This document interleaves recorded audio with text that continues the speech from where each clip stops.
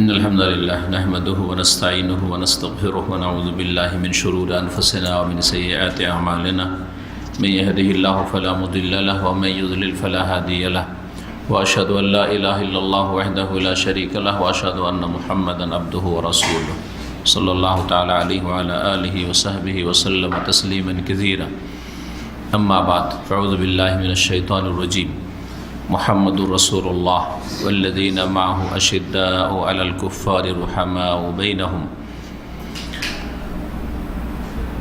আল্লাহ রাব্বুল আলামিনের যাবতীয় প্রশংসা সালাত এবং সালাম নাজিল হোক রাসূলুল্লাহ সাল্লাল্লাহু আলাইহি ওয়াসাল্লামের উপর।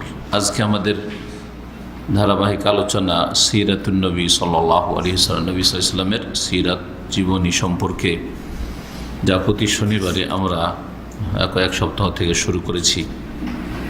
আজকে হচ্ছে আমাদের তৃতীয় পর্ব, না চতুর্থ? তৃতীয় পর্ব ইনশাআল্লাহ। আলোচনার বিষয়বস্তু আজকে মুখ্য থাকবে নবী করিম সাল্লাল্লাহু আলাইহি সাল্লামের জন্ম সম্পর্কে আলোচনা। তবে তার আগে গত সপ্তাহের আলোচনার সাথে সম্পর্কিত এক দুটি কথা বাকি আছে। তা হচ্ছে, আমরা থেমে গিয়েছিলাম সময়ের অভাবে আব্দুল মুত্তালিব পর্যন্ত। রাসূলুল্লাহ সাল্লাল্লাহু আলাইহি ওয়াসাল্লামের দাদার নাম আব্দুল মুত্তালিব। তিনি নেতৃত্ব পেলেন কুরাইশদের মধ্য থেকে, আর তার কিছু বৈশিষ্ট্য উল্লেখ করেছিলাম, তিনটি। চতুর্থ যে বৈশিষ্ট্যটি আব্দুল মুত্তালিবের যুগের বা আমলের, সেটি হচ্ছে হস্তি বাহিনীর ঘটনা। হস্তি বাহিনীর ঘটনা আপনাদের জানা আছে, যার কথা আল্লাহ রাব্বুল আলামিন সূরাতুল ফিলে বর্ণনা করেছেন সংক্ষেপে। এই ঘটনা ঘটে আব্দুল মুত্তালিবের নেতৃত্ব আমলে, যখন তিনি কাবার দায়িত্বশীল মুতাওয়াল্লি ছিলেন। ঘটনা কি ছিল সংক্ষেপে? আবরাহা নামক যে গভর্নর ছিল ইয়েমেনের, আবেসিনিয়া হাবাসা দেশের শাসকের পক্ষ থেকে, রাজার পক্ষ থেকে, হাবাসার রাজাদেরকে নাজাশি বলা হয়। তখন ছোট ছোট ছোট দেশগুলি বা ছোট ছোট এলাকাগুলি বড় দেশের আন্ডারে ছিল। যেমন ব্রিটিশ আমলে সারা পৃথিবী ব্রিটিশদের দখলে ছিল, ওই রকম খানিকটা। তো হাবাসার দখলে ছিল ইয়েমেন, যদিও মাঝখানে সাগর, লোহিত সাগর। তো আবরাহা রাজা নয়, আমাদের দেশের বক্তারা বলে আবরাহা বাদশাহ, খুব মশহুর আছে আবরাহা বাদশাহ। বাদশাহ না, বাদশাহকে এটি যে রাজা, সে একজন গভর্নর ছিল রাজার পক্ষ থেকে। রাজা কোথাকার? নাজাশি, হাবাসা আবেসিনিয়ার রাজা, তার পক্ষ থেকে ইয়েমেনের দায়িত্বশীলী গভর্নর। ঘটনা, সে হস্তি বাহিনীর লম্বা বলবো না। ঘটনা কি হয়েছিল, তারা সেখানে কাবা থেকে ফেরাতে চেয়েছিল, কারণ একটা ইনকাম সোর্স, আমাদের এখানে ইনকাম হবে, আর লোকজন যাবে কেন মক্কা আমাদের এখানে। ওরা একটা কি বানিয়েছিল, কাবার বিকল্প উপাসনালয় বানিয়েছিল। কিন্তু সেই কাবাকে ময়লা আবর্জনা দিয়ে খারাপ করেছিল কিছু আরব যুবক, সে জাহিলিয়াতের যুগে। রাগান্বিত হয়ে তখন কাবার ওপর, মক্কাতুল মুকাররমার আক্রমণের জন্য আসে 60,000 সেনাবাহিনী নিয়ে, 60,000 সেনাবাহিনী নিয়ে, যারা সব হাবাসি ছিল। আর স্বাভাবিক, হাবাসি যারা, হাবাসি সে হাবাসার মানে আবেসিনিয়ার লোক অথবা সুদান, কাছাকাছি এগুলো দেশ, এরা অনেক শক্তিশালী। তো হাবাসিদের কথা শুনলে মানুষ ভয় পেত ওই যুগে, হাবাসি সব সেনাবাহিনী। বেশ কিছু হাতি ছিল, এজন্য এই সেনাবাহিনীকে হস্তি বাহিনী বলা হয়। জি হ্যাঁ, কাবা ধ্বংস করার জন্য।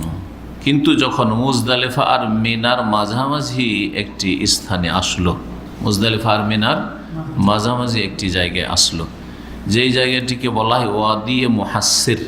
জি, যারা হজ করেছেন তারা খেয়াল করবেন, হয়তো জানেন না আপনারা, কিন্তু বুঝতে পারবেন যদি খেয়াল করে হজ করে থাকেন, আর হেঁটে যদি এসে থাকেন। পাথর মারতে তো হেঁটে এসছেন, দামাম এই দিক থেকে যারা হজে যায় প্রায় ওই এক্সটেনশন মেনাতে মানে মুজদালিফার ভিতরে থাকে, অথবা মুজদালিফা থেকে যে রাত্রি যাপন করে সকালবেলা তো হেঁটে আসতে হয় মেনা, তাই না? তো এই ওয়াদি মুহাসসির পার করে আসতে হয়। ওয়াদি মুহাসসির হচ্ছে মেনা শেষ আর মুজদালিফা শুরু, ওর মাঝামাঝি একটা জায়গা, যেই জায়গায় কোনো এখন পর্যন্ত খেমা তাঁবু লাগানো হয় না, কারণ সেখানে আল্লাহর গজব নাযিল হয়েছে, কাফের সেনাবাহিনী ধ্বংস হয়েছে, জালেমরা ধ্বংস হয়েছে। এটা আযাবের জায়গা, আযাবের জায়গায় অবস্থান করা জায়েজ না, এটা একটা শরীয়তের মাসলা। প্রাচীন যুগে যদি কোনো কালে কোনো জায়গায় আযাব নাযিল হয়ে থাকে আর আপনার জানা থাকে যে এই জায়গায় আল্লাহর আযাব নেমেছিল, তাহলে সেই জায়গায় অবস্থান করা, সেই জায়গায় খাওয়া দাওয়া করা, সেই জায়গা ভিজিট করতে যাওয়া, আমোদ ফুর্তি করতে, এগুলো জায়েজ নয়, জায়েজ নয়। কারণ সেখানে আল্লাহর আযাব, ক্রোধ যেহেতু হয়েছে, সুতরাং আল্লাহর আযাব কখন আসতে পারে, আর যদি নাও আসে তবু আল্লাহর ক্রোধ গজবের জায়গা। ওয়াদি মুহাসসির এটি এখন পর্যন্ত মুজদালিফার মধ্যে চলে গেছে এক্সটেনশন মেনা করে, কিন্তু এই জায়গাতে খেমা লাগানো হয়নি, খোলা মাঠে আছে। টিন শেডটা শেষ হচ্ছে, যে ফুটপাত আছে না তারিকুল মুসাদ, যেটা পায়ে হাঁটা রাস্তা, ওখানে টিন শেড শেষ হচ্ছে, আর তারপরে ফাঁকা কিছু জায়গা, আর তারপরে দেখবেন যে তাঁবুগুলো শুরু হচ্ছে। এই জায়গাটাই হাট বাজার লাগে, বাজার লেগে থাকে, কেনাকাটা করতে লোকেরা আসে, ফুটপাত সব বসে মানুষ বিক্রি করে যারা ফেরিওয়ালারা। এই জায়গাকে ওয়াদি মুহাসসির বলো। ওয়াদি মানে উপত্যকা, ওয়াদি দুই পাহাড়ের মাঝখানে সংকীর্ণ যে নিচু জায়গা, ওটাকে ওয়াদি বলা হয়। পানি যখন বৃষ্টি বর্ষণ হয়, পাহাড় থেকে নেমে আসে, তখন সেই ওয়াদি দিয়ে, উপত্যকা দিয়ে প্রবাহিত হয়। তো এগুলোকে ওয়াদি বলা হয় আরবি ভাষায়, উপত্যকা বাংলায়। মুহাসসির কেন বলা হয়? হাসসারা ইউহাসসিরু থেকে ইসম ফাইলের সেগা। মুহাসসির মানে ক্লান্তকারী, ক্লান্তকারী। এই জায়গাকে ওয়াদি মুহাসসির এই জন্য বলা হয় যে এই জায়গায় আবরাহা গভর্নরের হাতি কী হয়েছিল, বসে গেছিল, ক্লান্ত হয়ে গেছিল। আল্লাহ ক্লান্ত করে দিয়েছিলেন, এইখান থেকে আর আগে বাড়াইতে পারেনি। এত পিটনি দিয়েছে হাতি, কিন্তু আগে বাড়াইতে পারেনি। উল্টো দিকে যখন ছাড়ে দৌড় দেয়, কিন্তু কাবার দিকে, মক্কার দিকে আর বাড়ে না, মাত্র 5-6 কিলোমিটার, আর বাকি কিন্তু আগে বাড়ছে না। সুবহানাল্লাহ। এটি রাসূলুল্লাহ সাল্লাল্লাহু আলাইহি সাল্লামের যে আবির্ভাব হচ্ছে, শেষ নবী সাল্লাল্লাহু আলাইহি সাল্লামের যে আগমন হতে যাচ্ছে, এর পূর্বাভাস, পূর্বাভাস, নবুয়ত রিসালাতের পূর্বাভাসকে এর হাস বলা হয়। জি, এটি এক ধরনের সুসংবাদ মানুষের জন্য যে এইরকম একটা অসাধারণ ঘটনা ঘটছে কাবাকে কেন্দ্র করে, এবং কাবার হেফাজতের জন্য, মক্কার হেফাজতের জন্য আল্লাহ রাব্বুল আলামিন বিশাল বাহিনীকে, 60,000 সেনাবাহিনীকে আল্লাহ ধ্বংস করছেন, আর তাও সামান্য ক্ষুদ্র আল্লাহর সেনাবাহিনী দিয়ে। ছোট ছোট পাখি, আর ছোট ছোট পাখির ঠোঁটে আর পায়ে একবারে ক্ষুদ্র থেকে ক্ষুদ্রতম কঙ্কর, তা দিয়ে একবারে ভক্ষিত ভূষার মতো আসফি মাকুল, মাকুল, যা খেয়ে দিয়ে ভূষা হয়ে যায়, বা খাওয়ার জন্য একবারে ভূষা একবারে গুড়ি গুড়ি করে দেওয়া হয়, চূর্ণ বিচূর্ণ করে ভূষা খাওয়ার জন্য। ওই রকম করে আল্লাহ চূর্ণ বিচূর্ণ করে দিয়েছেন ছোট ছোট কঙ্কর দিয়ে। অসাধারণ ঘটনা, যেটা মানবজাতির ইতিহাসে, এটা নবী সাল্লাল্লাহু আলাইহি ওয়াসাল্লামের আগমনের জন্য ভবিষ্যৎ বা যেন পূর্বাভাস, যেটা বলে ভবিষ্যৎ একটা সংবাদ। এই অবস্থা যেন সংবাদ দিচ্ছে একটা কিছু হতে যাচ্ছে বড় ধরনের। প্রস্তুতি নিয়ে এসেছিল যে এবার মক্কাকে একবার ধ্বংস করে দেবো, সামনে কেউ আসলে বাঁচবে না। আল্লাহ রাব্বুল আলামিন প্রতিহত করার জন্য, এই সেনাবাহিনীকে ধ্বংস করার জন্য পাঠাইলেন ওয়া আরসালা আলাইহিম তায়রান আবাবিল। তাদের ধ্বংস করার জন্য আল্লাহ ঝাঁকে ঝাঁকে পাখি পাঠালেন, ঝাঁকে ঝাঁকে কী করলেন? পাখি পাঠালেন। কিন্তু আমাদের সে বক্তাদের অবস্থা, আবাবিল নামক পাখি পাঠালেন। আমাদের দেশে বক্তা কি বলে? আবাবিল পাখি দিয়ে ধ্বংস করেছে। আবাবিল কোনো পাখির নাম না। আবাবিল মানে হচ্ছে জামাতের মুতাফাররিকা, মানে দলে দলে, ঝাঁকে ঝাঁকে পাখি, চারিদিক থেকে পাহাড়ের আড় থেকে পাখি আসছে ঝাঁকে ঝাঁকে, আর অ্যাটম বাম নিক্ষেপ করছে, ছোট্ট ছোট্ট ক্ষুদ্র ক্ষুদ্র অ্যাটম, আল্লাহর অ্যাটম বাম। সুবহানাল্লাহ। এই পাখি পেলো কোথায়? পাখিকে পাঠাইলো কে? পাখিকে পাঠায় আল্লাহ। পেলো কোথায় পাখি? পাখি কি করেই জানলো, পাখিকে কে এলহাম করলো যে তোকে ঠোঁটে ধরতে হবে আর তোকে পায়ে ধরতে হবে, এখন মারতে হবে, এক একটার উপর ফেলতে হবে। সুবহানাল্লাহ, অসাধারণ ঘটনা। তারমিহিম বিহিজারাতিন মিন সিজ্জিল, ছোট ছোট কঙ্কর দিয়ে তাদের উপর নিক্ষেপ করছিল আর তাদেরকে ধ্বংস করছে। ফাজাআলাহুম কাআসফিন মাকুল। এটি নবী করিম সাল্লাল্লাহু আলাইহি সাল্লামের জন্মের মাত্র 2 মাস আগের ঘটনা। এই ঘটনা হচ্ছে নবী সাল্লাল্লাহু আলাইহি ওয়াসাল্লামের জন্মের 2 মাস আগের ঘটনা। তাহলে আব্দুল মুত্তালিবের যুগের কথা শেষ হলো। এখন বাকি থাকে আব্দুল মুত্তালিবের ছেলে আব্দুল্লাহ, রাসূলুল্লাহ সাল্লাল্লাহু আলাইহি ওয়াসাল্লামের পিতা। ধারাবাহিক নেমে আসছে, শুরু করেছি আব্দুল মানাফ থেকে, তারপরে হাশেম সম্পর্কে আলোচনা হয়েছে, হাশেমের ছেলে আব্দুল মুত্তালিবের আলোচনা শেষ হলো, আর তারপরে তার ছেলে আব্দুল্লাহ। অন্যান্য ছেলের আলোচনা আমাদের দরকার নেই, নবী সাল্লাল্লাহু আলাইহি ওয়াসাল্লামের বংশ পরম্পরা নিয়ে আমাদের আলোচনা, সিলসিলা নাসাব নিয়ে। তো আব্দুল মুত্তালিবের 10 ছেলে ছিল, 10 ছেলে। আর ওই যুগে শুধু নয়, আমরাও যখন ছোট ছিলাম তখন যার জনবল বেশি তাকে বেশি শক্তিশালী মনে করা হতো। আমরা যখন ছোটোকালে দেখেছি গ্রাম্য লড়াই মারামারি, এগুলোতে পয়সা কাজে আসতো না, জমি জায়গাও কাজে আসতো না, জমিদারি কাজে আসতো না। কারো 500 মণ 700 মণ গম হয়, ধান হয় দেখেছি, ওগুলো কিছু কাজে আসতো না। কি কাজে আসতো? লাঠি আছে। জনবলটা তো শিক্ষিত লোকেরা বলে, কিন্তু গ্রামের লোকের কি বলে? অমুকের লাঠি বেশি আছে, লাঠি নিয়ে মারামারি করতে যায় না আমার দেশে জাতি। আল্লাহু আকবার। তো 10 ছেলে ছিল, তার মধ্যে সবচাইতে ভালো ছেলে দেখতেও এবং চরিত্রের দিক থেকেও, খালকান ও খুলুকান, সৃষ্টিগত দিক থেকে দেখতে সুন্দর, এবং খুলুকান চারিত্রিক দিক থেকে অতি সুন্দর চরিত্রের অধিকারী, এবং বাবার অতি প্রিয় ছেলে, যে যার ভালো গুণ থাকে তাকে এমনি ভালোবাসে। এটা অবিচার নয়, এটা ভালোবাসা জিনিসটা এমন, বাহ্যিক দৃষ্টিতে ইনসাফ সুবিচার সমান করতে হবে, মানে সুবিচার করতে হবে। সুবিচার আবার সবসময় সমান হয় না, কখনো কখনো সমান না করাটাই সুবিচার। সমান করা আর সুবিচার করায় পার্থক্য আছে। আমরা সিরাতের আলোচনা করছি, কিন্তু কিছু শিক্ষণীয় বিষয় বলতে গিয়ে ইশারা ইঙ্গিতে সামান্য কথা বলব।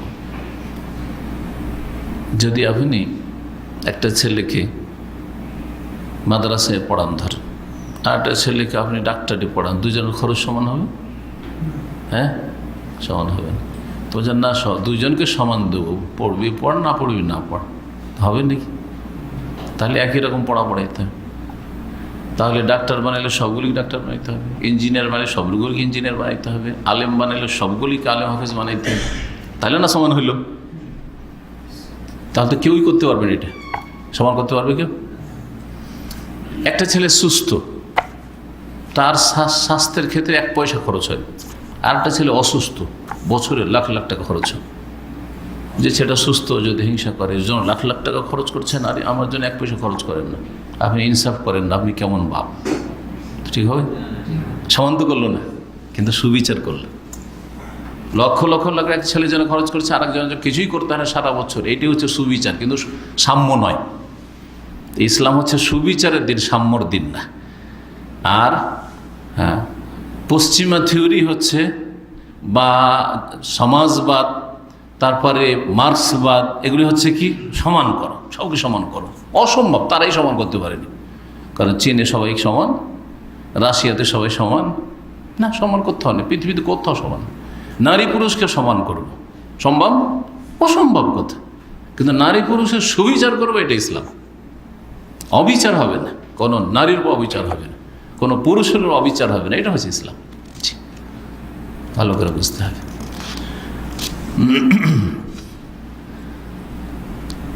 এই আব্দুল্লাহ, যার উপাধি হচ্ছে জবিহ, মানে জবাইকৃত, তাকেও আল্লাহর জন্য জবাই করার উদ্দেশ্যে প্রস্তুত ছিলেন তার পিতা আব্দুল মুত্তালিব। যেমন ইসমাইল আলাইহিস সালামকে জবাই করার জন্য তার পিতা ইব্রাহিম খলিলুল্লাহ আলাইহিমুসসালাম জি প্রস্তুত হয়ে জবাই করছেন, কিন্তু আল্লাহ হতে দিলেন না। দুইজনে জবি। মানব জাতির ইতিহাসে এই দুইজনই হচ্ছেন জবিহ, আর দুইজনেই নবী করিম সাল্লাল্লাহু আলাইহি সাল্লামের পিতা। দুইজনেই নবী সাল্লাল্লাহু আলাইহি সাল্লামের পিতা। একজন আপন পিতা মুহাম্মদ বিন আবদুল্লাহ হচ্ছেন জবিহ, সরাসরি জবিহ, এর সন্তান রাসূলুল্লাহ সাল্লাল্লাহু আলাইহি সাল্লাম। আর আরেকজন পূর্বপুরুষ ইসমাইল বিন ইব্রাহিম জবিহ। আল্লাহর জন্য তাকে জবাই করার জন্য নিয়ে গেছে, আল্লাহর হুকুম হয়েছে, কিন্তু ফাদাইনাহু বিযিবহিন আযীম, তাকে মুক্ত করেছেন। এইরকমই আল্লাহ রাব্বুল আলামিন আব্দুল্লাহকে মুক্ত করেছেন, কিন্তু জবাই করার জন্য তার পিতা আব্দুল মুত্তালিব নিয়ে গিয়েছিলেন। ঘটনা কি ছিল? ইসমাইলের জবাইয়ের ঘটনা তো আপনারা জানেন, কিন্তু আব্দুল্লাহর জবাইয়ের ঘটনা কি? জি, এখন ঘটনা শোনেন। ঘটনা হচ্ছে এই যে আব্দুল মুত্তালিব জমজম কূপের সন্ধান পেলেন, যেই কূপকে নিশ্চিহ্ন করে দিয়েছিল জুরহুম গোত্ররা যখন এটা এখানে ছেড়ে গিয়েছিল তখন। তো এই জমজম কূপ যখন খনন শুরু করলো স্বপ্নে জেনে, তখন বুঝতে পারলো যে হ্যাঁ এইখানেই তো জমজম কূপ। তার লক্ষণ পেল, পেয়ে গেছে, জমজম কূপের সন্ধান পেয়ে গেছে। তাহলে জমজম কূপ উদ্ঘাটন করলো কে? নিশ্চিহ্ন হওয়ার পরে আব্দুল মুত্তালিব। তাহলে নেতৃত্ব কার চলবে?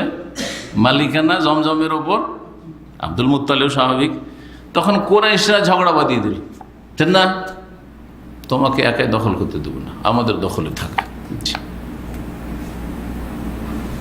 এই ঝগড়াগুলি এখন আপনাদের দেশে হয়, নদীর চর এলাকায়। নদী অন্যদিকে টান দিচ্ছে আর শুকাচ্ছে, তখন জমি জায়গা নিয়ে এখনও যে বাংলাদেশে মারামারি চলছে, আপনারা তো জানেন না, এগুলো পত্রপত্রিকা আসছে। জি হ্যাঁ,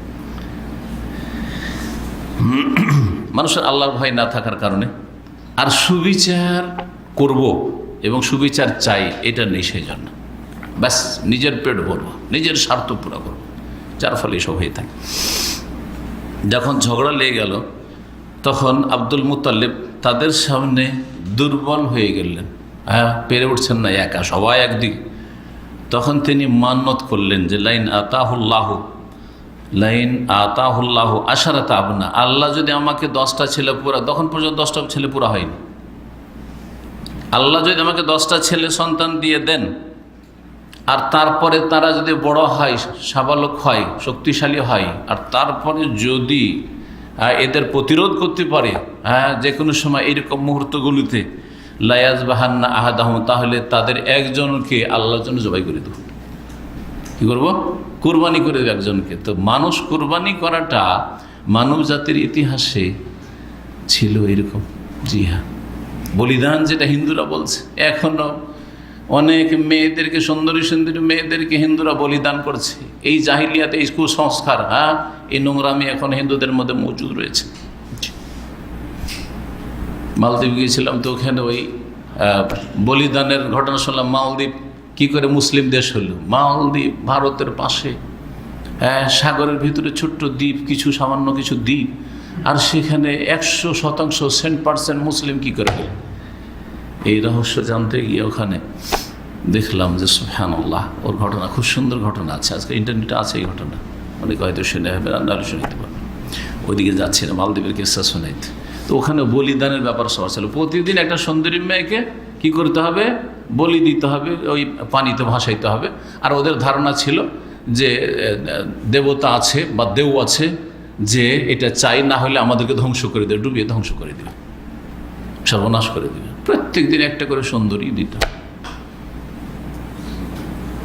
যিনি সেখানে একজন মুসলিম দাওয়াতের কাজে, একজন ইসলাম প্রচারের জন্য গিয়েছিলেন, এই বিপদ থেকে যে রক্ষা করেছিলেন ঘটনা আছে, সেখান থেকে গোটা দেশের সমস্ত পৌত্তলিক, মূর্তি পূজক সব মুসলিম হয়ে গেল। তখন থেকে 100% মুসলিম, কয়েকশো বছর আগের ঘটনা। তো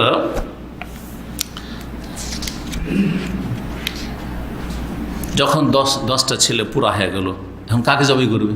এটা তো কথা।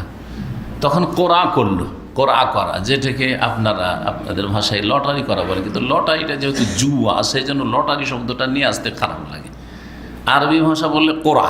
জি হ্যাঁ, কার নাম উঠে কোরআ করা। জি এই কোরআ শব্দ হাদিসে নবী সাল্লাল্লাহু আলাইহি ওয়াসাল্লাম যখন কোনো সফরে যেতেন, একজন স্ত্রীকে নেবেন, সবাইকে তো নিয়ে যাওয়া যাবে না, তখন কাকে নিবে?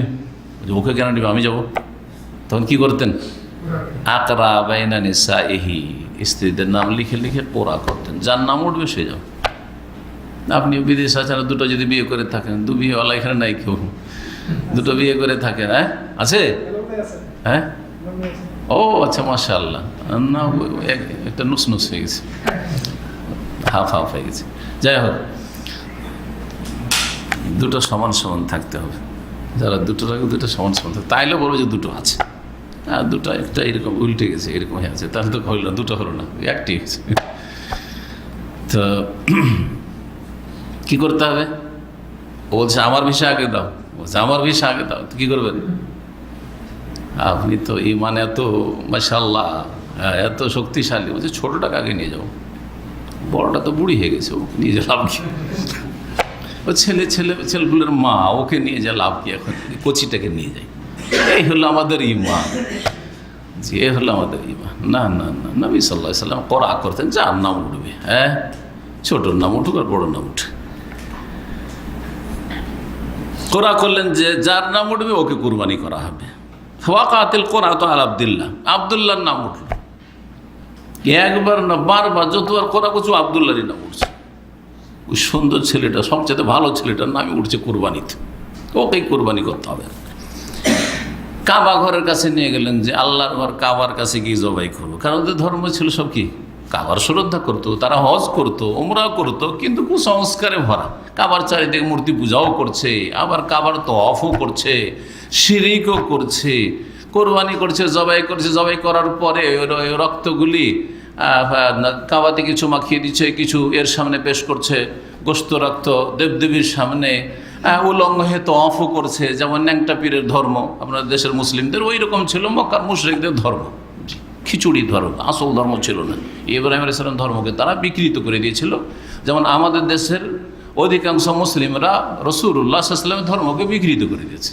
সে একবারে মক্কা মুশরিকেরা ওই রকমই করেছিল, ওইটাই করেছিল যা সুফিরা ভারত উপমহাদেশে রাসূলুল্লাহ সাল্লাল্লাহু আলাইহি ওয়াসাল্লামের নিয়ে আসা খাঁটি ইসলামকে করেছে, 12টা বাজিয়েছে, ওই রকমই 12টা বাজিয়েছিল। কিন্তু তারাও কিছু ভালো কাজ করতো, সব খারাপ কাজ করতো না, অনেক ভালো ভালো কাজ করতো। এমন এমন ভালো কাজ মক্কার মুশরিকরা করতো যে আজকালকার মুসলিমরা করে না। তার মধ্যে একটা হচ্ছে যে অতিথির শ্রদ্ধা সম্মান, হ্যাঁ অতিথির সম্মাননা।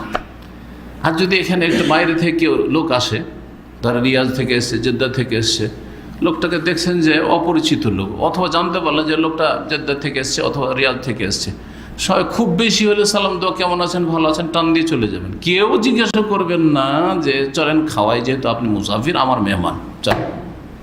এই চরিত্র আমাদের নাই, ইল্লা মাশাআল্লাহ নেই এটা আজকালকার মুসলিমদের।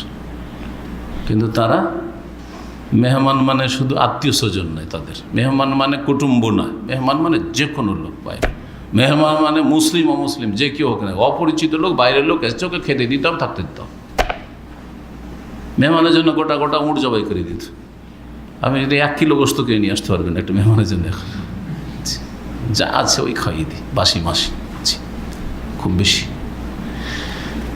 তো ভালো গুণ থাকলেই যে জান্নাতের পথে আছে, আর ভালো কাজ করলেই যে জান্নাতি আর ভালো মানুষ, না না। ভালো কাজ যদি তৌহিদ সুন্নাহ ভিত্তিক না হয়, শিরক বিদআত মিশ্রিত হয়, তাহলে কোনো কাজে আসবে না, যেমন মক্কার মুশরিকদের কোনো কাজে আসেনি। ঠিক ওই রকমই ভারত, বাংলাদেশ, পাকিস্তানের মুসলিমরা অনেক ভালো কাজ করছে। এরা তাহাজ্জুদ পড়ে, এরা মাথায় দাগ ফেলে দেয় নফল পড়ে পড়ে, এরা জিকির আজকার করে, সুন্নতি বেদাতি মেলা রকম জিকির আজকার করে, এরা ইসলামের মেলা কিছু মাহফিল করছে, বহু টাকা খরচ করছে, দান খায়রাত করছে, মসজিদ মাদ্রাসা করছে, এতিমখানা করছে, আর হাফেজ বানাচ্ছে, আর কারি বানাচ্ছে, কিন্তু শিরক আর বেদাতে ডুবে আছে। কথা বলে গেল, অনেক ভালো কাজ করছে, আসলটাই নেই, তৌহিদ নেই, সুন্নাত নেই, আমল হচ্ছে বেদাতি আমল, আর আমলে শিরক ঢুকে আছে, সুতরাং কিছুই কাজে আসবে না। তো চলেন, মক্কার মুশরিকদের কথা বলছিলাম এবং রাসূলুল্লাহ সাল্লাল্লাহু আলাইহি ওয়াসাল্লামের বংশধরদের কথা বলছিলাম। আব্দুল্লাহ আর নাম বারবার উঠছে, নবী সাল্লাল্লাহু আলাইহি ওয়াসাল্লামের পিতার নাম। তখন কাবার কাছে নিয়ে গেল জবাই করার জন্য। কুরাইশরা দেখছে এত সুন্দর ছেলেটাকে জবাই করা হবে না, জবাই করতে দেবো না, বংশধর কেউ জবাই করতে দেবে না। বিশেষ করে যারা ভাই বেরাদর তারা একেবারে শক্ত হয়ে গেল, না একে জবাই করতে দেবো না। তারপরে আবদুল্লাহর মামারা, ওরাও জবাই করতে দেবে না, কেউ জবাই করতে দেবে না। তো কি করা যাবে, সমাধান দাও। তাহলে সমাধান হচ্ছে যে একে না জবাই করে 100টা উট জবাই করে দাও, 100টা উট জবাই করে দাও।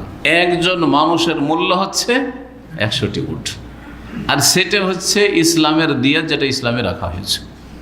দিয়াত মানে মুক্তিপণ, হ্যাঁ, বা রক্তপণ। হ্যাঁ, রক্তপণ। একটা লোককে কেউ যদি খুন করে দেয়, ইচ্ছা করে যদি খুন করে, তো খুনের বদল খুন যদি মাফ না করে, কিন্তু যদি বলে যে না কিছু পয়সা দিলেই মাফ করে দেবো, দিয়াত নিয়ে মাফ করে দেবো, আমার খুনের বদল খুন চাই না, আমাদের পয়সার প্রয়োজন, তাহলে কতটা দিতে হবে, কতটা চাইতে পারবে, অধিকার আছে 100 উট বা 100 উটের মূল্য, এটাকে দিয়াত বলা হয়। এটা জাহিলিয়াতের যুগেও ছিল, কিন্তু এই 100 উটের প্রচলন তাদেরকে জাহান্নাম থেকে নাজাত দিতে পারবে না, কারণ তাদের আকীদায় আমলে শিরক ছিল। 100 উট জবাই করলো শুধু আব্দুল্লাহকে কি করার জন্য, বাঁচানোর জন্য। তাহলে যেমন ইসমাইল আলাইহিস সালামকে বাঁচানোর জন্য আল্লাহ রাব্বুল আলামিন জান্নাত থেকে কি পাঠালেন, হ্যাঁ, ফাদাইনাহু বিযিবহিন আযীম, দুম্বা পাঠিয়ে দুম্বা জবাই হয়ে গেল, আর আব্দুল্লাহকে ফেরেশতা, নাকি ইসমাইল আলাইহিস সালামকে ফেরেশতা সরিয়ে নিলেন, আল্লাহ বাঁচিয়ে দিলেন। কিন্তু আসলে তিনি জবি, তাকে জবাই করার উদ্দেশ্যে নিয়ে যাওয়া হয়েছিল মিনাতে, এবারে আলাইহিস সালাম নিয়ে গেছেন। ঠিক তেমনই আব্দুল মুত্তালিব ছেলে আব্দুল্লাহকে জবাই করার জন্য নিয়ে গেছিলেন, কিন্তু যখন বংশধর কেউ জবাই করতে দিল না, তখন একটা রাস্তা বের করা হলো যে ঠিক আছে, তাহলে এর, হ্যাঁ, রক্তপণ বা মুক্তিপণ, হ্যাঁ, দিয়ে দেওয়া হোক, সেটা হচ্ছে 100 উট জবাই করে তাকে বাঁচানো হোক, তাহলে তিনিও যাবি। জি, এই জন্য নবী সাল্লাল্লাহু আলাইহি ওয়াসাল্লামের উপাধি হচ্ছে ইবনুজ যাবিহাইন, মনে রাখবেন, হ্যাঁ, 2 জবাইকৃত ব্যক্তির পুত্র, ইসমাইল আলাইহিস সালাম আর আব্দুল্লাহ। ফান্নবী সাল্লাল্লাহু আলাইহি ওয়াসাল্লাম ইবনুজ যাবিহাইন, ইসমাইল আলাইহিস সালাম ও আব্দুল্লাহ। জি, ওয়া ইবনুল মাফদিয়াইন, 2 জনকে কি করা হয়েছে, মুক্ত করা হয়েছে, 2 জনকে মুক্ত করা হয়েছে, 2 এমন ব্যক্তির সন্তান যাদেরকে মুক্ত করা হয়েছে। ছেলে সাবালক হলো আব্দুল্লাহ, তখন আব্দুল মুত্তালিব তার ছেলের জন্য পাত্রী খুঁজলেন। পাত্রী হচ্ছেন আমেনা বিনতে ওয়াহাব, নবী করিম সাল্লাল্লাহু আলাইহি ওয়াসাল্লামের মায়ের নাম। জি হ্যাঁ, বিয়ে হইল আমেনার সাথে।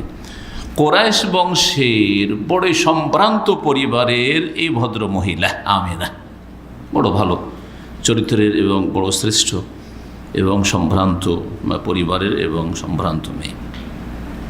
তার পিতা ছিল ওহাব, বানু জোহরা একটা গোত্র, কোরাইশের বিভিন্ন গোত্র ছিল, একটি গোত্রের নাম ছিল বানু জোহরা। বানু জোহরার নেতা বা সর্দার ছিলেন আমেনার পিতা। জি,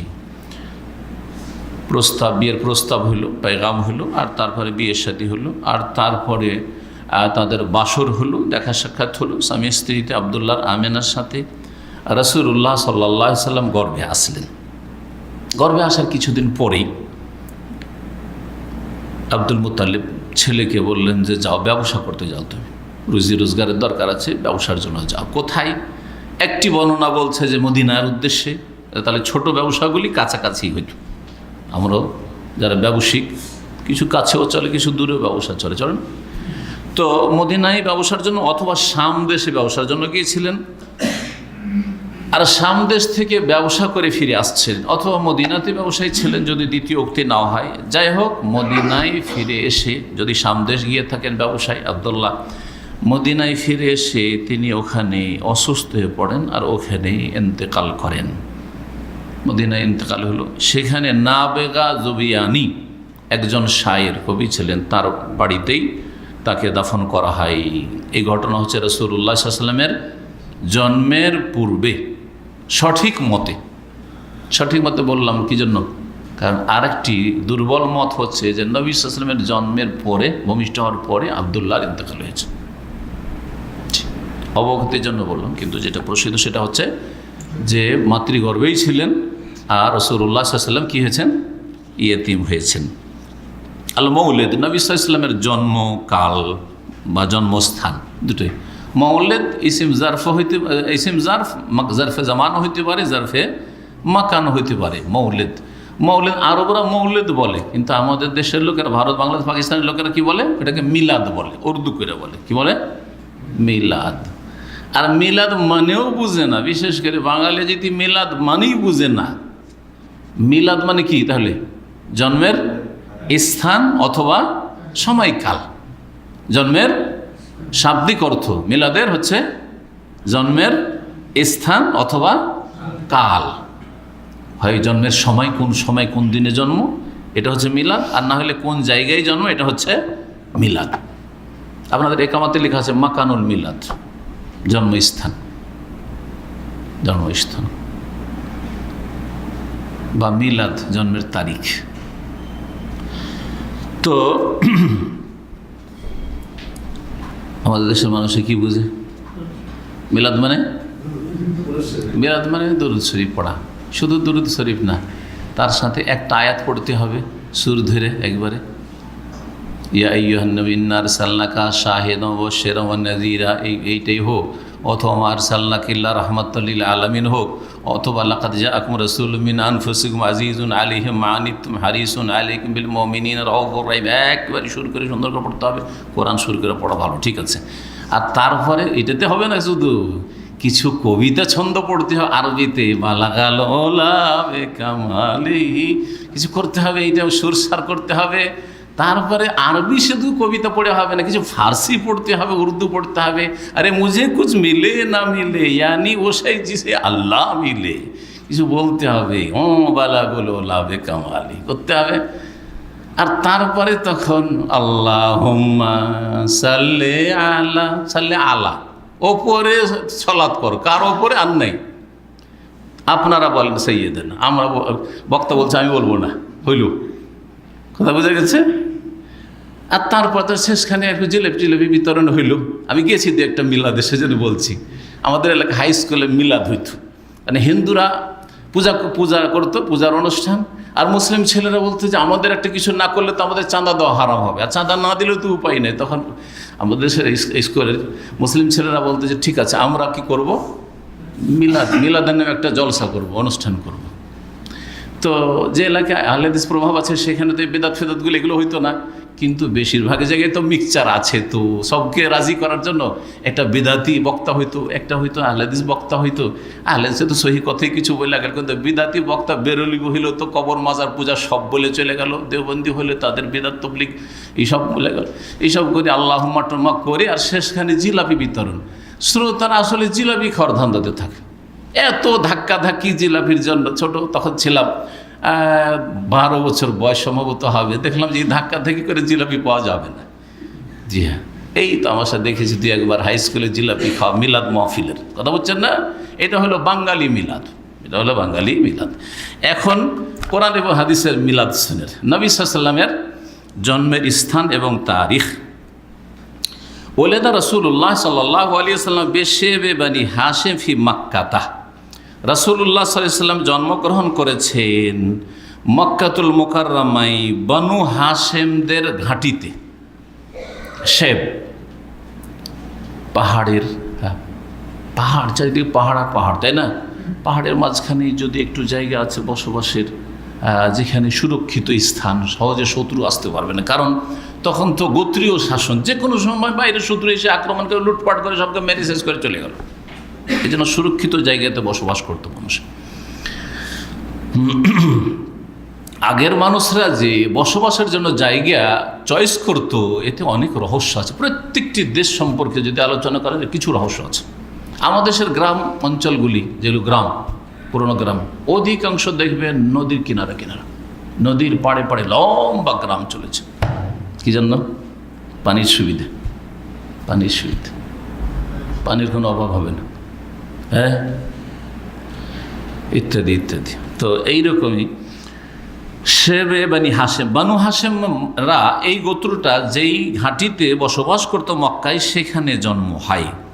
তাহলে জন্মের স্থান বলে দেওয়া হলো, জন্মের স্থান হচ্ছে মক্কা। আর মক্কার মধ্যে বিশেষ করে জায়গাটি ছিল বানু হাশেমের ঘাঁটি, শেবে বানি হাশেম। তারিখ তারিখ বা দিন ছিল সোমবার। সোমবার ছিল এটা নিশ্চিত, কারণ এটা সহিহ মুসলিমের হাদিস। সোমবারের দিন ছিল, এটি হচ্ছে নিশ্চিত। রাসূলুল্লাহ জন্ম কী বারে? সোমবারে। কখন সোমবারে?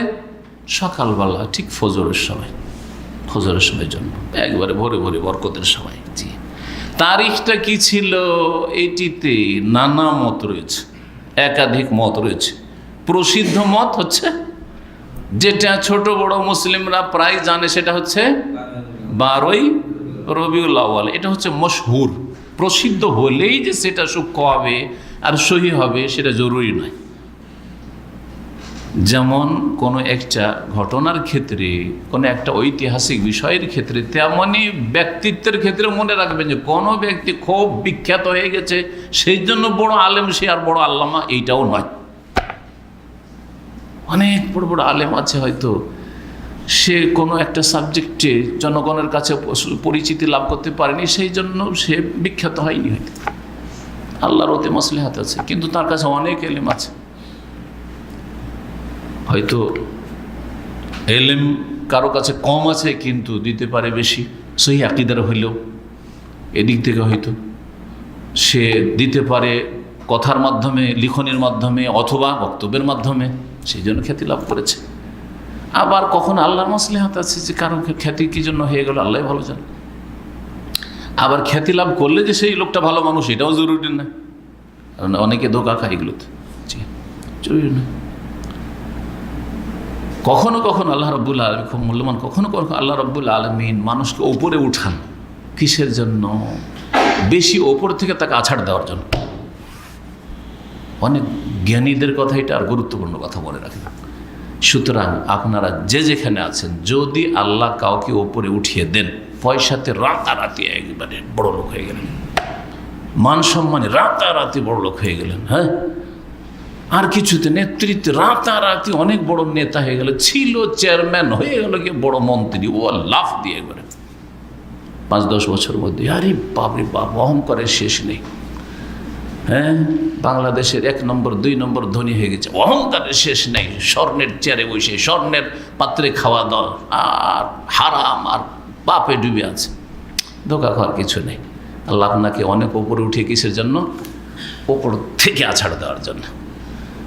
কারণ গাড়ি অ্যাক্সিডেন্ট হয়ে জমিনে কেউ যদি আছাড় খেয়ে পড়ে, তো মরলেও আঘাতটা কমই খাবে, কিন্তু প্লেন থেকে যদি প্লেন ধ্বংস হয়ে পড়ে, তো ওর অস্তিত্ব খুঁজে পাওয়া যাবে না। কথা বোঝা গেছে না? তা আল্লাহ ওই রকমই হয়তো আপনার জন্য চান, সেজন্য আপনাকে অনেক ওপরে উঠিয়ে দিয়েছেন। তার মানে আপনি অনেক ভালো মানুষ, এর কখনো মনে করবেন না। হতে পারে আল্লাহর কাছে খুব নিকৃষ্ট, আপনি বদমাইশ, খারাপ লোক, ফাসিক, কিন্তু আল্লাহ আপনাকে তারপর উপর উঠিয়ে দিয়েছেন। অধিকাংশ মানুষরা আরব দেশগুলিতে এসে বা যে কোনো দেশে প্রবাসে এসে বেশি পয়সা হলে অহংকারী হয়ে যায়। আমি খুব ভালো মানুষ, না হলে এমনিতে। আজকে এটি মেসেজ আসছে আমার কাছে, হজে আসছে, আর এর আগে 3 বার করে উমরা করে গেছে, সেজন্য বলছে আমি ভালো না হইলে আল্লাহ বারবার এমনি ডাকছে আমাকে। আউযুবিল্লাহ। এটি হচ্ছে জেহালাতে অজ্ঞতা। বারবার মক্কা যেতে পারলে যে সেই লোকটি ভালো মানুষ, এমন কথা নাই।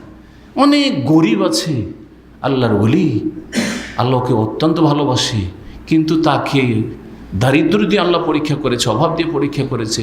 সে হয়তো মক্কা আসতে পারে না, কিন্তু যারা প্রতি বছর মক্কা আসে তার চাইতে ভালো সে হতে পারে। মক্কায় যদি মানুষকে পাক করে দিত আর মদিনায় যদি পাক করে দিত, তো আবু জাহাল, আবু লাহাব নাপাক থাকতো না, আর ইবনে উবাই, মুনাফিক, রাইসুল মুনাফিকিন নাপাক, ওই অপবিত্র থাকতো না। জি, মানুষকে পাক পবিত্র করবে কিসে? ঈমান এবং নেক আমলে। কাদ আফলাহা মান যাক্কাহা ওয়া কাদ খাবা মান দাসসাহা। জি, আল্লাহ যেন আমাদেরকে আল্লাহর কাছে ভালো হওয়ার তৌফিক দান করেন।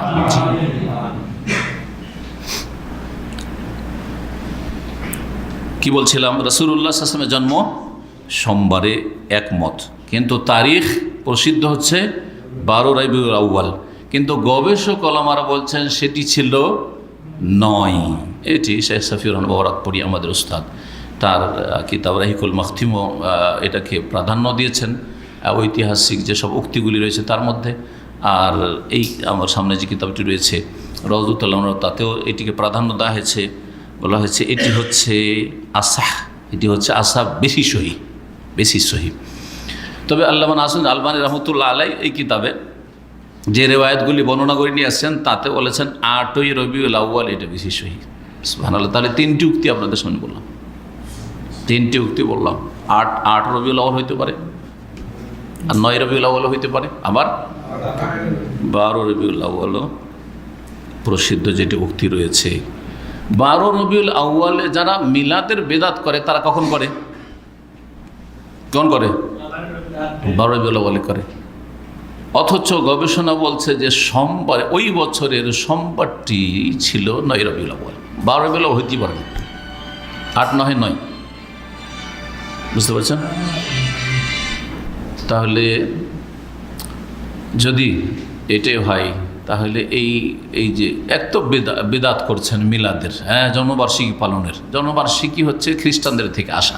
25 ডিসেম্বরে দেখা দেখি মিশরে শুরু করলো রাফেজি শিয়ারা। আর জন্মবার্ষিকী পালন করা যে বেদাত, আর তার সাথে সাথে আপনি ভুয়া জন্মবার্ষিকী পালন করছেন। যেমন ঈসা আলাইহিস সালামের জন্মবার্ষিকী যে পালন করা হচ্ছে 25 ডিসেম্বর বড়দিন, এটাও ভুয়া। ঐতিহাসিক কোনো প্রমাণ নেই খ্রিস্টানদের কাছে যে 25 ডিসেম্বর যেটা তাদের বড়দিন মানে ঈসা আলাইহিস সালামের জন্মদিবস, কোনো প্রমাণ নেই, তাদের কাছে কোনো প্রমাণ নেই। এগুলো আনুমানিক কথা, ধরে নেওয়া কথা। ধরে নেন একটা দিন, যেমন আপনারা অধিকাংশ লোক কিন্তু পাসপোর্ট বানিয়ে এসছেন, ওই রকম ধরে নেন জন্মদিবস, তাই না? কারণ কিন্তু কেউ সার্টিফিকেটের ভিত্তিতে, আর আপনার বাপ বলেছে মা বলেছে ওই দিনে জন্ম, এবার কিন্তু আপনার পাসপোর্ট বানিয়ে আসেননি, একটা লিখতে হবে, লিখে দিয়েছেন। এই জন্য বেশিরভাগ মানুষের দেখি কত তারিখ জন্ম, 1 এত তারিখ, 1 এত তারিখ, 1 মানে সব 1 জন্ম নাকি রে ভাই? সব জানুয়ারির 1 তারিখে জন্ম, হ্যাঁ? ব্যাস, পাসপোর্ট ফর্ম ফিল আপ করতে গিয়ে সব 1 এত, 1 এত। জি, কথা বোঝা গেছে? জি। কার এত মোবাইল হচ্ছে? আপনার তো প্রতিযোগিতা ধরে নিলেন আপনি। একজন হইলে ভুল হইতে পারে, কম্পিটিশন। জি, যাই হোক,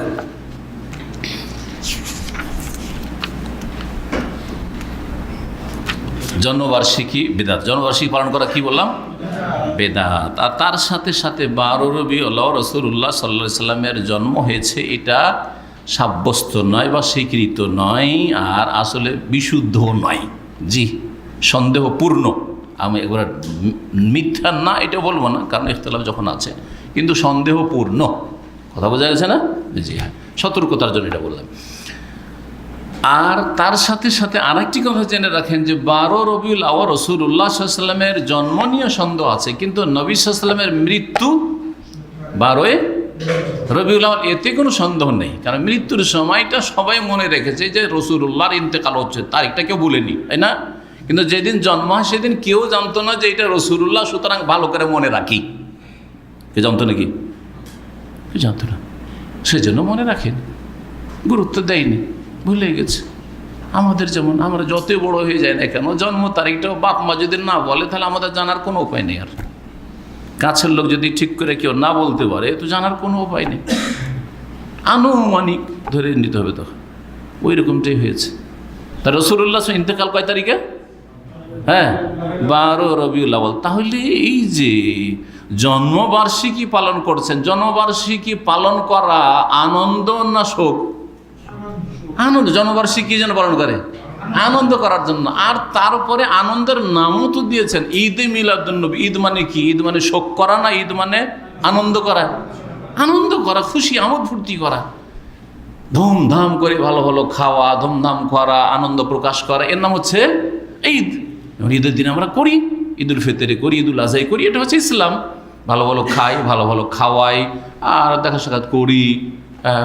জি হ্যাঁ, আল্লাহ শুকরিয়া আদায় করি, খেয়ে দে খাওয়াই।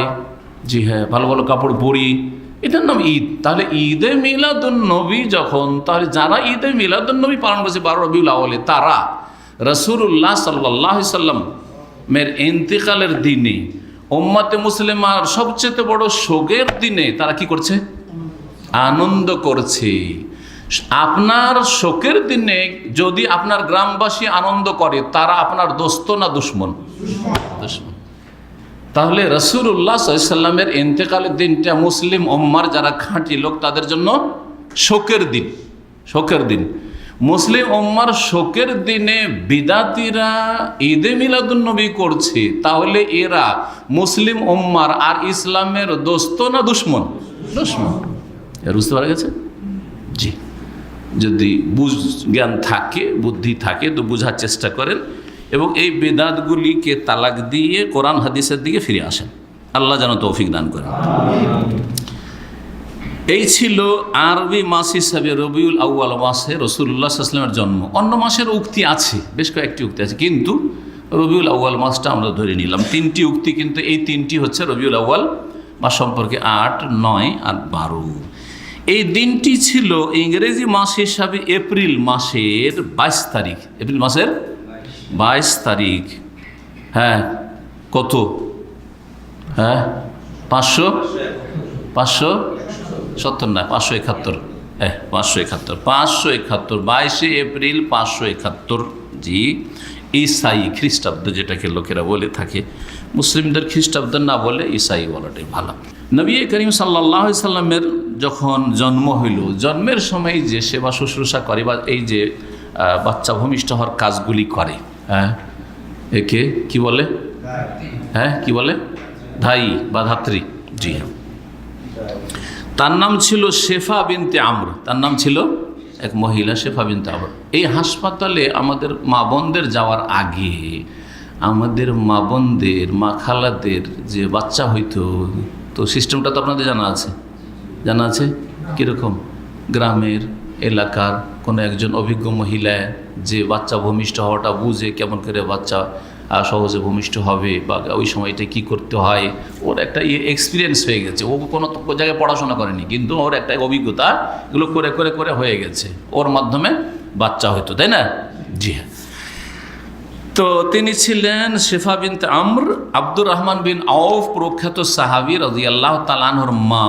আব্দুর রহমান আউফ 10 জন যে আশরায়ে মুবাশশারা, যাদেরকে একটি হাদিসে জান্নাতের সুসংবাদ দেওয়া হয়েছিল, তার একজন। জি হ্যাঁ, তার মা। যেই সময় রাসূলুল্লাহ সাল্লাল্লাহু আলাইহি ওয়াসাল্লাম ভূমিষ্ঠ হন, ওই সময় আমেনার শরীর থেকে মনে হচ্ছে একটি জ্যোতি বেরিয়ে গেল, একটি লাইট চমকে উঠল। এমনভাবে চমক হইল, সেটা হইল কোথায়? মক্কায়। কিন্তু এত তার চমকটা ছিল যে যাতে শাম দেশের যত রাজপ্রাসাদ ছিল চমকে উঠল। আযাআত লাহু কুসুরুশ শাম। শাম দেশে যে রাজাদের, আপনার রোমান রাজাদের যেসব অট্টালিকা ছিল বা রাজপ্রাসাদ ছিল, সেগুলি তাদের কি হয়ে গেল? আলোকিত হইল। বাচ্চা যখন ভূমিষ্ঠ হইল, তখন বাপ তো নেই, দাদা আছেন দেখাশোনার। দাদার কাছে সংবাদ পাঠালেন আমেনা, হ্যাঁ, আব্দুল মুত্তালিবের কাছে যে ছেলে ভূমিষ্ঠ হয়েছে।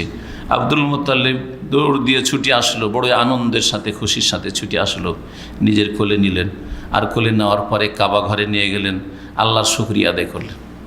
জি, কারণ তাদের কাছে আল্লাহ ছিল, আল্লাহর প্রতি তার ঈমান ছিল, কিন্তু রোগ কি ছিল? আল্লাহর সাথে তারা কী করতো?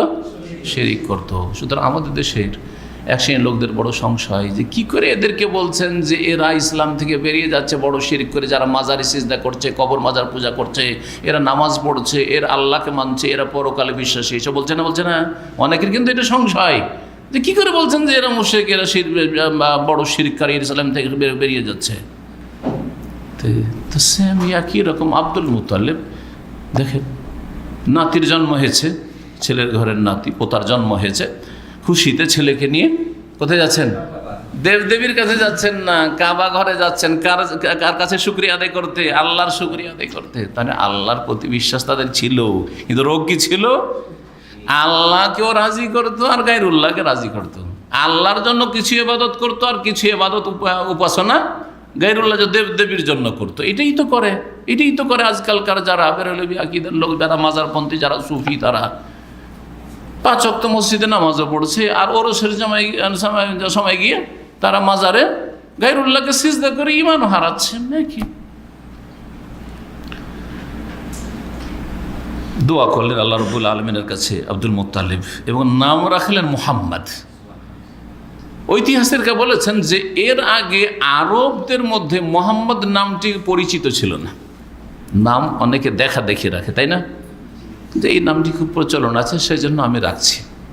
আর বিশেষ করে কোনো বিখ্যাত ব্যক্তির নামটা খুব বেশি মানুষ রাখে।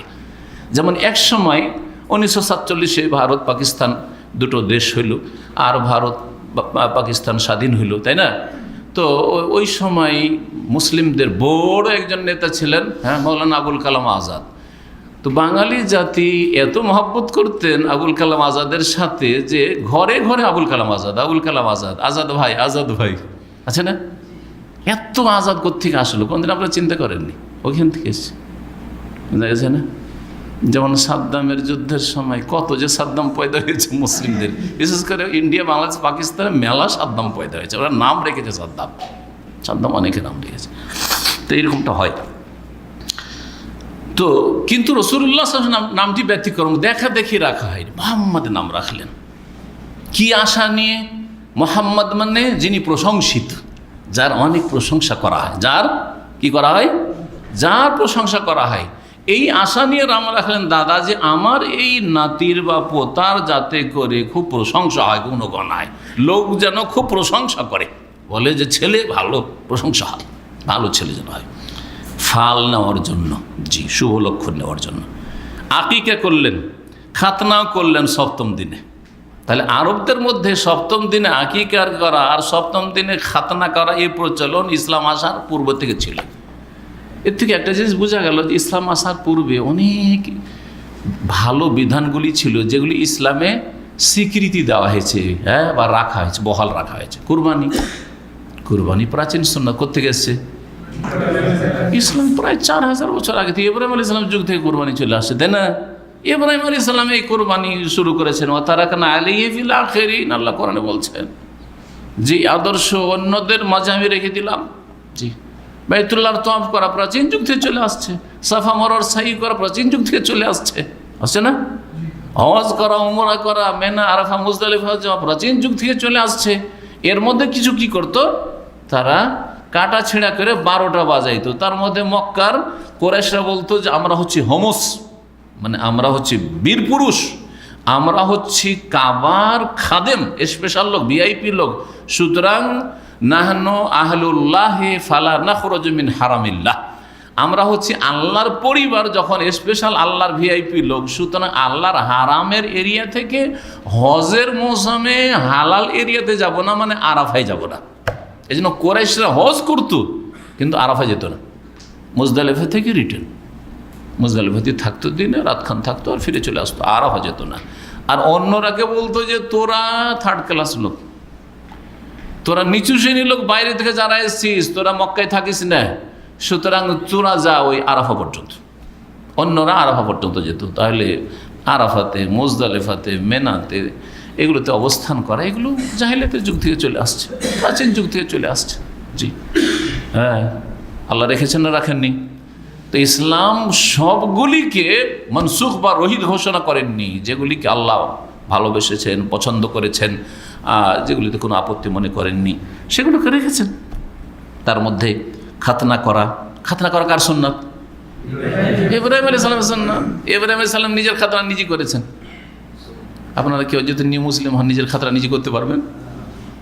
মুশকিল, অসম্ভব, তাই না?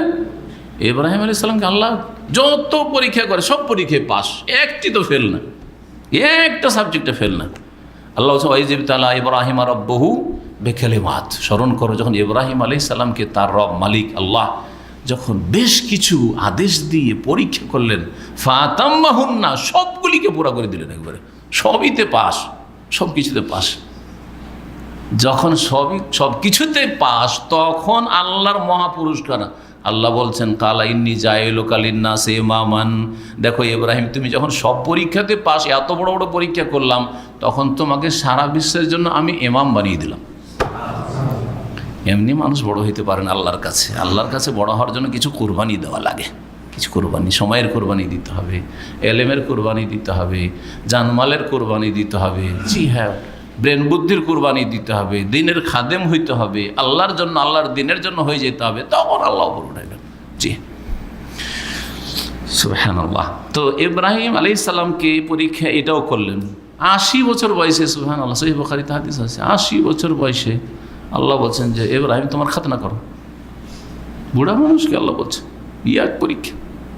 ফাখাদাল ফাঁসা, নিজের হাতে নিলেন কুলাড়ি, কোড়াল না কি বলেন রেখে, কোড়াল না কোড়ালি বলেন, হ্যাঁ কোড়াল, যাই হোক মোজাক্কার মোয়ান্নাস সবই চলে আমাদের দেশে, হ্যাঁ স্ত্রীলিঙ্গ পুরুষলিঙ্গ। তো তারপরে খাতনা করলেন।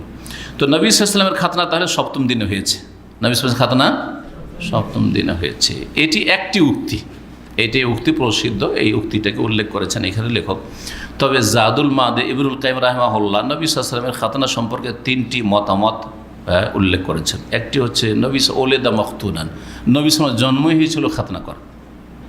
অনেক ছেলে জন্ম হয় কিন্তু খাতনাকৃত, আগে থেকে খাতনা হয়েছে, ও নেই, ওর খাতনা করার চামড়াই নেই, এরকম অনেকেই প্রশ্ন করেন। যদি পুরো খাতনা হয়ে থাকে জন্মের আগে তাহলে আর খাতনার কোনো প্রয়োজন নেই, কিন্তু যদি দেখা যায় যে কিছুটা বেড়ে আছে বা প্রয়োজন আছে তাহলে খাতনা করে নিতে হবে।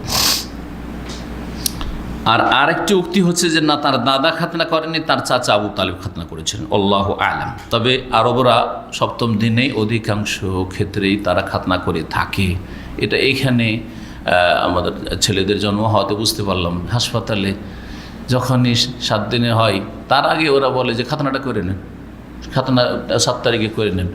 তো এটা আমাদের দেশে প্রচলন নেই। আমাদের দেশে কমপক্ষে কত হইতে হবে, 2 বছর হইতে হবে, 2 বছর 2.5 বছর হইতে হবে। কিন্তু আমি তো শুনেছি যে আমাদের বাঙালি জাতির মধ্যে 10 বছর 12 বছর হয়ে যাচ্ছে, সাবালক হয়ে যাচ্ছে, পালিয়ে বেড়াচ্ছে, লুকিয়ে গেছে, খুঁজে নিয়ে আয়, খুঁজে নিয়ে ওস্তাদ এসছে, ওস্তাদের খুঁজরে ও গেছে কোথায়, পালিয়ে গেছে। আল্লাহু আকবার, আউযু বিল্লাহ। বলছে হাই স্কুলে পড়ছে, একটা গল্প শুনলাম, হাই স্কুলে পড়ছে ছেলে, আর মেয়েগুলো প্রায় সাবালিকার মতো, আর ও সাবালক হতে চলেছে, আর ওর খাতনা করবে, আর ওকে নিয়ে ওই হাই স্কুলের মেয়েগুলো ওকে নিয়ে রসিকতা করছে। এগুলো গল্প, সত্য গল্প বলছে। এত কুসংস্কার আছে বাঙালি জাতির মধ্যে। 13 বছর 14 বছর হয়ে গেছে, এখন প্রায় সাবালক। অনেক ছেলেদের 12 বছর স্বপ্নদোষ হয়ে যায়, হ্যাঁ, আর না হইলে ওগুলো বুঝে, জন্য বিষয়গুলি 12 বছরে বুঝে। হ্যাঁ, আজকাল তো আরও বেশি ইচুড়ে পাকা, অকাল পক্ক, আরও বেশি বুঝে। তো খাতনা ছোটোকালেই করে নিতে হবে, 7 দিনে সবচেয়ে উত্তম, আর না হলে 1-2 বছরের মধ্যেই করে নেবেন। যত দেরি করবেন তত রক্ত প্রবাহিত হবে, তত বেশি কষ্ট পাবে, আর তত বেশি বাপ মাকে বিরক্ত করবে। 7 দিনের বাচ্চা বাপ মাকে মোটেই বিরক্ত করবে না, তাড়াতাড়ি ভালো হয়ে যাবে।